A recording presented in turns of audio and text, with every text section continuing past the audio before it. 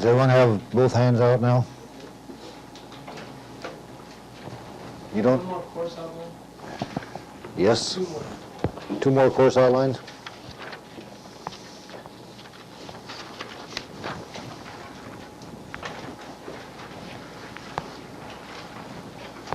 Do you all have the outline for the first lecture?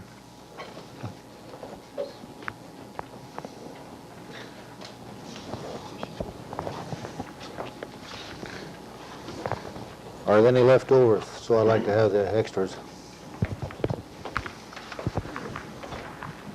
Thank you.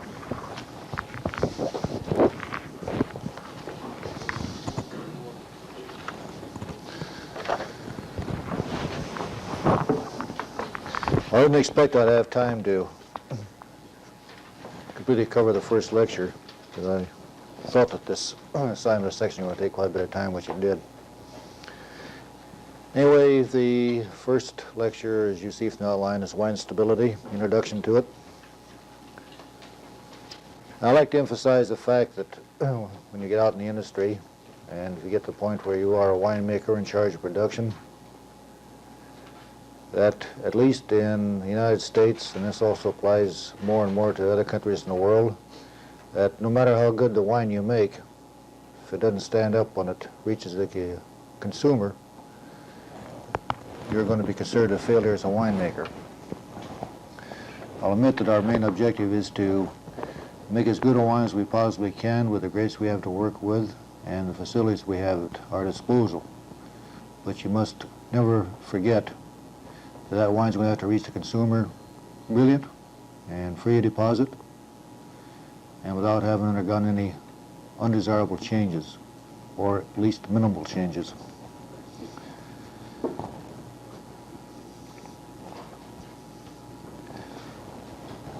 The second thing I want to emphasize, and I'll assure you by the time you finish this course that you'll agree with me, while I've failed in my objective to round you thoroughly on stability causes and treatments and hopefully cures and prevention of instability.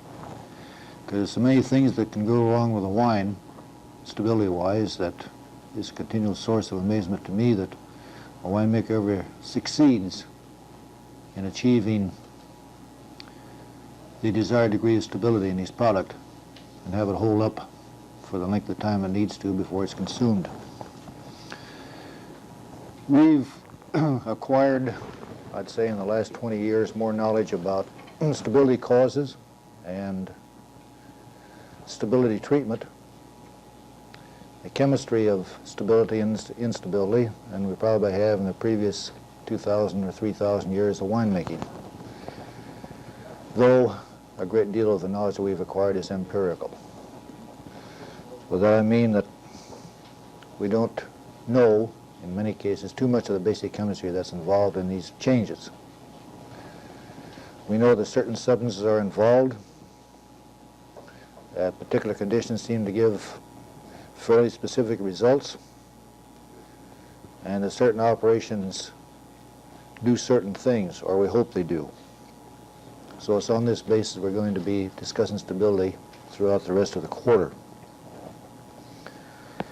Now, to attain stability in a wine, I'd like to digress at this point to say that to make a wine permanently stable is the easiest thing in the world. Of course, no one wants to drink the wine.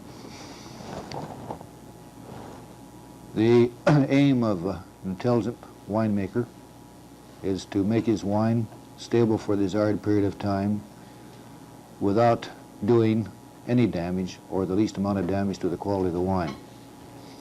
Because practically all the operations to which we subject wine, with some exceptions, do decrease quality. So we want to do the least we possibly can to a wine to get it in the condition that we want it in at the time that we bottle it. So to achieve stability, it's necessary to obtain both a physical and chemical balance of the several constituents that do produce undesirable results. So I'm going to define wine stability for you as the attainment of that state or condition in which a wine, for some definite period, will not exhibit undesirable physical or chemical or organoleptic changes. The attainment of that state or condition in which a wine for some definite period will not exhibit undesirable physical or organoleptic changes. Now that's a general definition of stability. The winemaker, in order to function intelligently, must have a specific definition of stability. And if we're going to give a specific definition of stability, we must specify several things. One, the length of time the wine is to remain without change.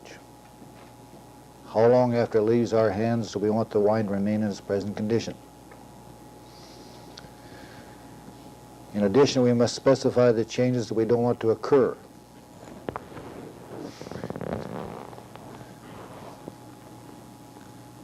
Are we willing to let the wine drop a bit of red color? Are we willing to let it darken a bit if it's a white? Or do we not want any color changes to occur at all? So we must specify the changes that we don't want to occur. And thirdly, we must specify the conditions to which the wine will be subjected after it leaves our hands. Is it going to be stored at normal temperatures? Is it going to be stored at abnormal temperatures? Is it going to be stored in the absence of light, or is it going to be stored in the presence of light? Well, for the latter, you might as well throw up your hands and quit right there. So you can see from this definition that stability is relative. There's no such thing as absolute stability. And what we'll be discussing from now on are varying degrees of stability rather than absolute stability.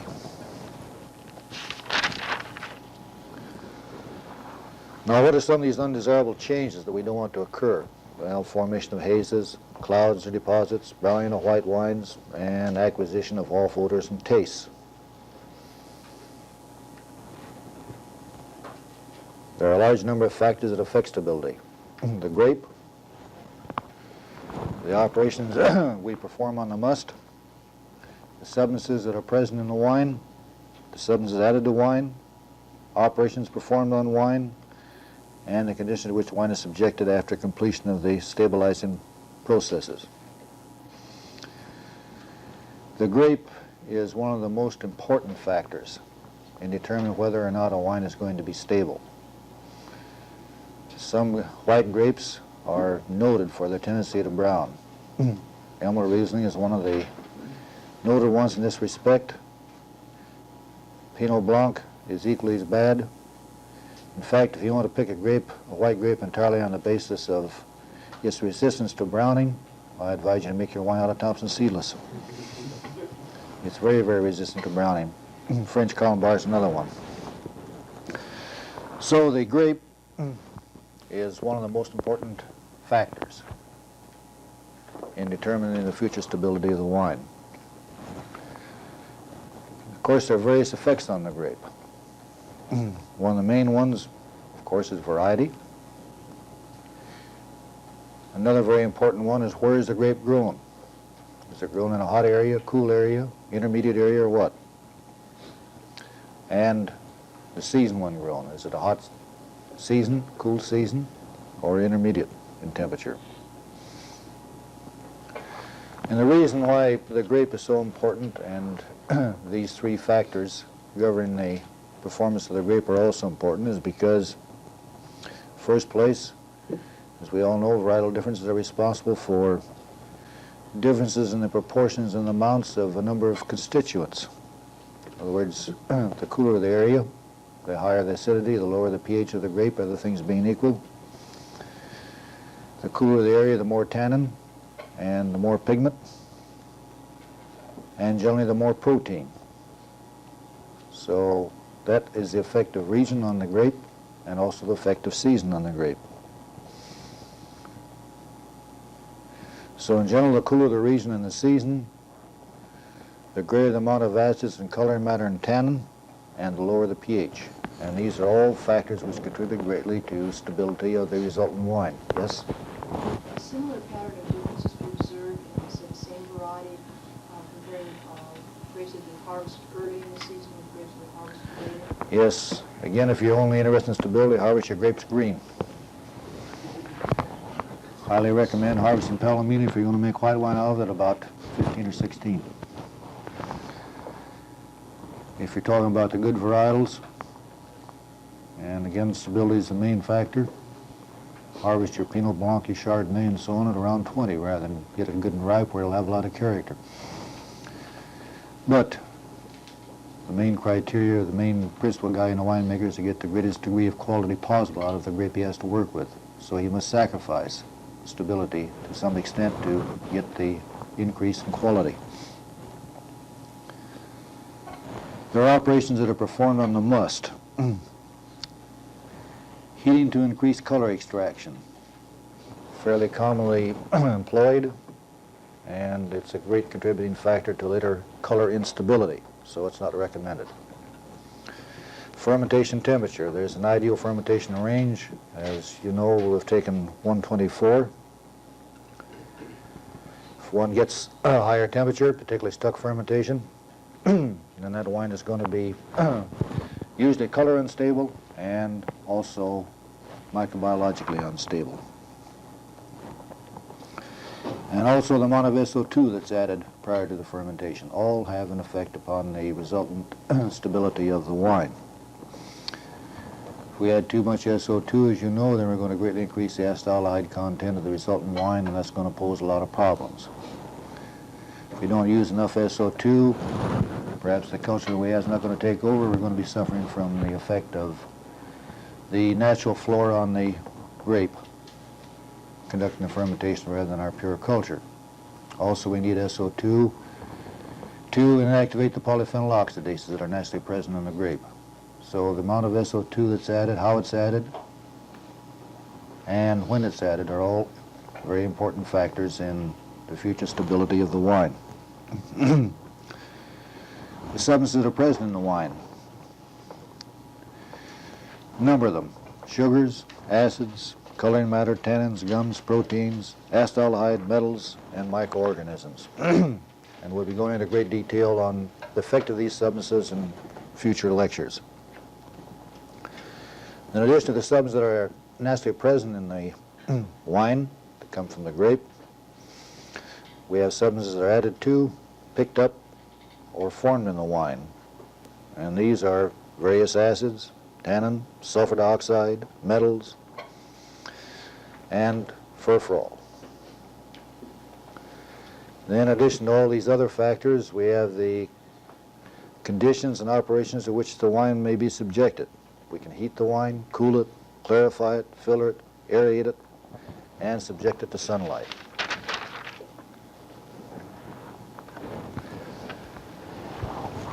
Now the types of instability. An easy way to organize a discussion on instability or is to classify the things that we don't want to occur to the wine in terms of the instability involved. So we have instability types such as metallic, tartrate, protein, color, oxidative, and microbiological. I'll be covering all of these with the exception of microbiological because Dr. Kunke gives a course entirely on the microbiological aspects of wine and deals with the instability reactions involved. Now if you'll refer to the lecture outline, the second page, you'll see a chart that I prepared some time ago showing the types of instability and the effect of various substances, conditions, and operations on the instability types. Now, in the case of the substances affecting stability, their effect is either direct or indirect. And it's direct if the substance itself is part of the haze, cloud, or deposit. For example, an iron or phosphate would be a direct effect because iron and phosphate getting together form the ferric phosphate iron cloud. It's indirect if it is not, but does affect stability by complexing some substance involved. For example, again, speaking of iron clouding, citric acid is commonly added because it will complex the iron and prevent the iron from reacting with the phosphate. So citric acid is an indirect factor in iron clouding. Or it may change the state of oxidation. It may form protective colloids, or it may itself act as a protective colloid, or it may act as an antioxidant. Those are all indirect ways in which substances or conditions can affect stability. Now, take a close look at that chart. What I've attempted to do there is to show you the effect of all the substances, operations, and conditions on the different types of stability or instability, whichever term you prefer to use. The next 9.5 weeks of lectures will be devoted to expanding on that chart. But there in one sheet shows the interplay of all of the different things. And the main lesson to be learned from looking at this chart is that one must consider, before performing the operations on the wine, if one is interested in stabilizing the wine for against iron clouding, then one must consider what effect the operation or the substance he's going to add is going to have on the other types of instability that are present. Because one substance or one operation can have a favorable effect on one type of stability or an unfavorable effect on the other. As an example, let's discuss iron stability. Look at iron stability there. Look at the various things that can have effect upon it. Acetaldehyde, for example, has an indirect unfavorable effect because it ties up SO2. And for iron cloud to form, it must be oxidized, and sulfur dioxide is an antioxidant. So acetaldehyde tying up sulfur dioxide is going to favor the formation of ferric iron, which is required for the reaction with the phosphate. Calcium has an indirect unfavorable effect because it can complex protein. It can also have an unfavorable effect by complexing citric acid. And citric acid, in turn, will prevent the iron from reacting if there's enough of it present. Copper has an indirect unfavorable effect because it can raise the redox potential and thus increase the amount of ferric iron. And we have to have ferric iron for the ferric phosphate to form. And it also facilitates the flocculation of ferric phosphate. And it can have an indirect favorable effect by undergoing oxidation itself, in other words, sparing the oxidation of some of the iron. Gums can favor stability indirectly by acting as protective colloids and preventing flocculation and precipitation. I do not advocate the addition of gums, gum arabic and so on, because they have a nasty habit of later on falling out and then your wine really goes to pot. Iron, of course, is involved directly. pH effect, ferric phosphate only forms in the range of 2.9 to 3.6 pH, so if your wine's outside that range, you don't have to worry about it. Phosphate, of course, is involved directly. SO2 can have an unfavorable indirect effect by decreasing the formation of ferric complex, and a favorable indirect effect by decreasing the oxidation of iron to the ferric iron. And sugar can have a minor indirect unfavorable effect by tying up SO2, and thus favoring the formation of ferric iron. Aeration promotes oxidation. This has an indirect unfavorable effect on stability. Q-Fex, the substance approved for the use in removing iron and copper from wine, of course, will have a favorable effect on stability. Lowering the temperature has an indirect unfavorable effect on stability because it decreases the effective protective colloids. But it can also have a favorable effect by decreasing the oxidation of ferrous to ferric iron. Filtration by removing protective colloids can have an unfavorable effect. The wine can be stable, filter it, remove protective colloids, and then get the formation of ferric phosphate. Heat will have an indirect unfavorable effect by increasing the formation of ferric iron. Now you have some idea what I'm talking about. Any questions? Don't be don't panic, because we'll be going into all this in great detail. We've discussed each one of these stability and instability reactions in great detail. As I say, this chart is just to get everything in front of you on one sheet of paper. Okay, lab this afternoon.